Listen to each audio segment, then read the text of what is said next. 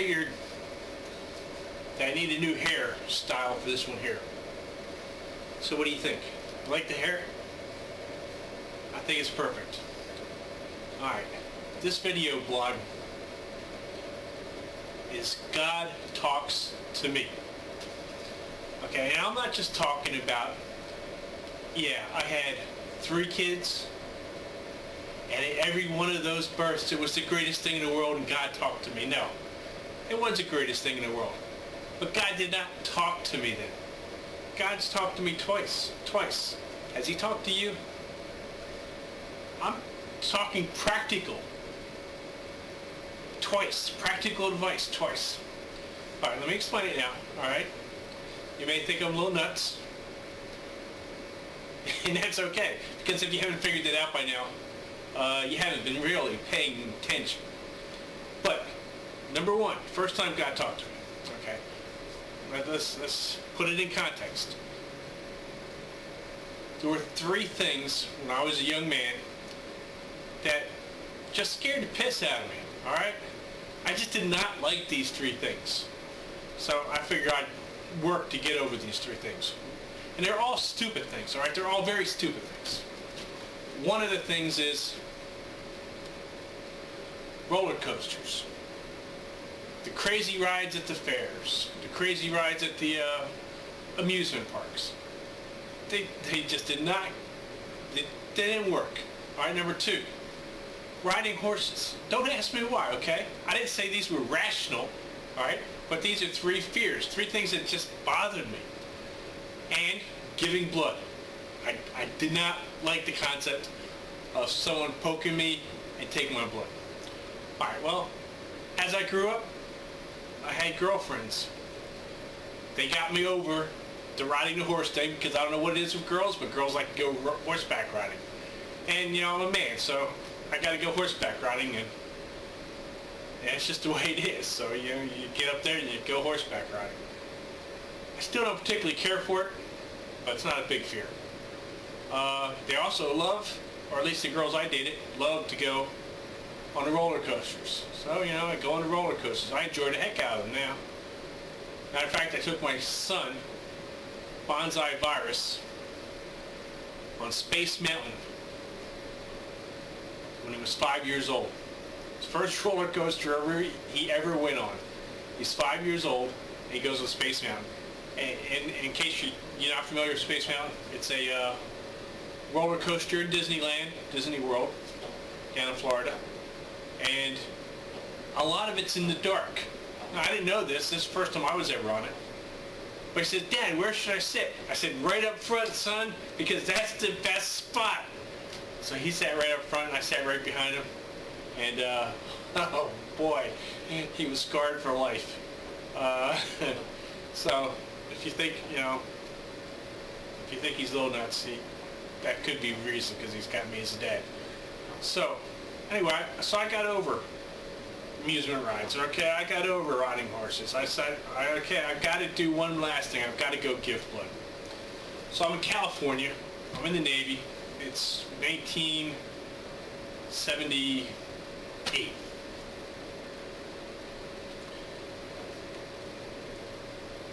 I get in line to give blood. I mean, the Navy was very good. You know, they say, hey, give blood and we'll give you what they call vampire liberty, okay? Give blood, we'll give you half a day off.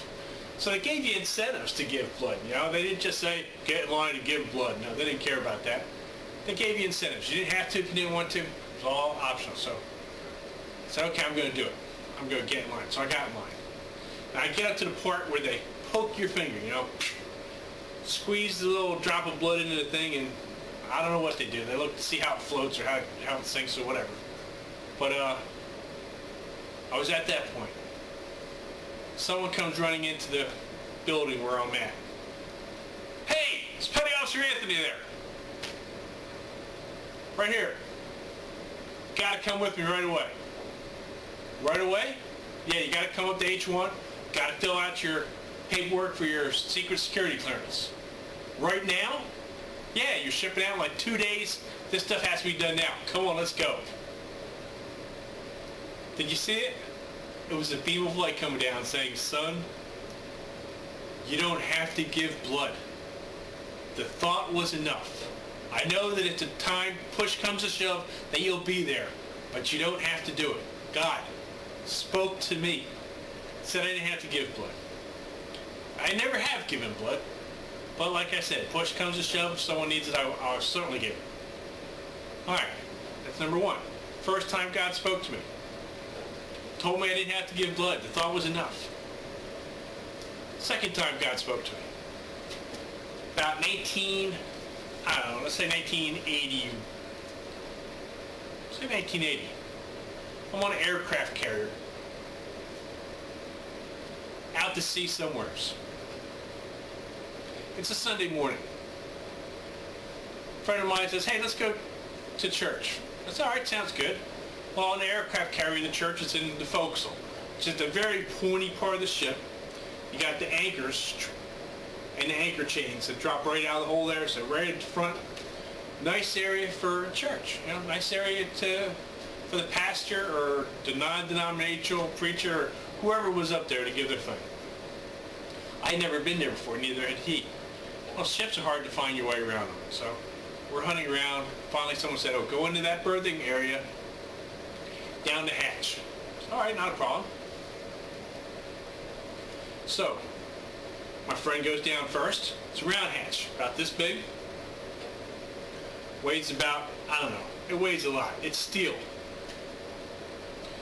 When it's up, there's a little mechanism, goes down like this, prevents it from falling down.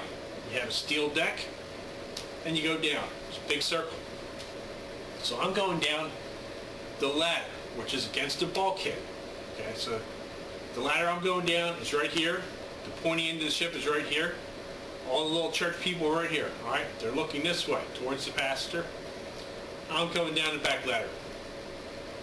As I'm coming down, my hand gets, boom, right here between the steel and the hatch.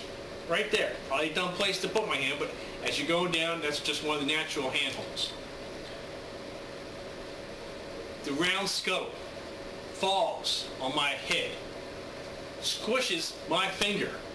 I lift it off, I look at my finger, I'm thinking my finger is crushed. It hurts. Takes me a few seconds, and I start bending my finger. My finger's fine because my head stopped the fall of this like 50, 60, 75 pound steel scuttle, the steel hatch. Boom. A friend of mine that was there, as I walked back down, he used to say, we better get you to dock. You're bleeding. You know how head wounds bleed? Oh man, this thing was bleeding. So we went to the dock, and they dressed me up. But that was God. Okay? God spoke to me a second time. Said, son, you don't have to show up for organized religious services.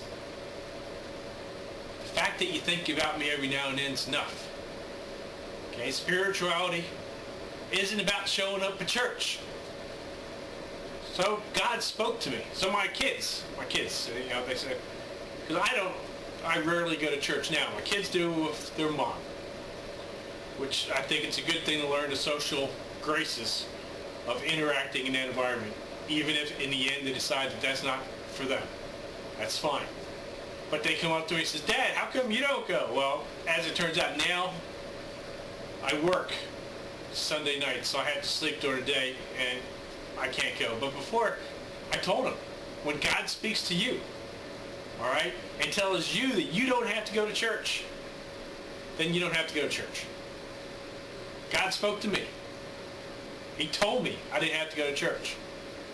He could have done it a little less violently. Did he have to drop a big old metal hatch on my head? Heck, hours later, I'm down getting ready to go to bed. I get this big scab. I said, oh my God, you know, God, look at that. It's a giant scab. And you know how, well, maybe you don't, but guys, you know, they're not satisfied with a big scab, right? They've got to pick it to find out where it is. Well, I'm going like this. I'm picking away. Turns out it's just a little itty-bitty cut up here. It's just the blood, you know, healed. So anyway, this is my God talk to me look, all right? God's talked to me twice. He said, son, you don't have to give blood if you don't want to, because I know you'll be there if it's needed.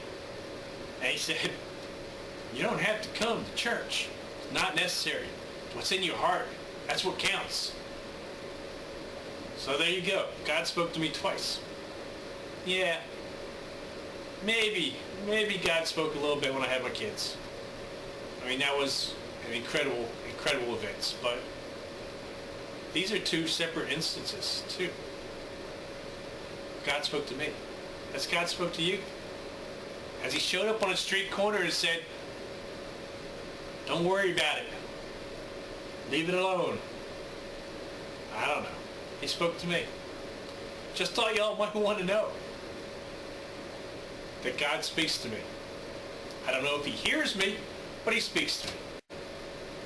Someone out there must have had God speak to them. I can't be the only person. I can't be the only person. I can't be the only person. What? Not now. No, not now. I'm busy. Excuse me. Sometimes he gets lonely. Stop it! And he can be quite annoying at times. They tell me though, if I take my meds, he won't be bothering me anymore. Later.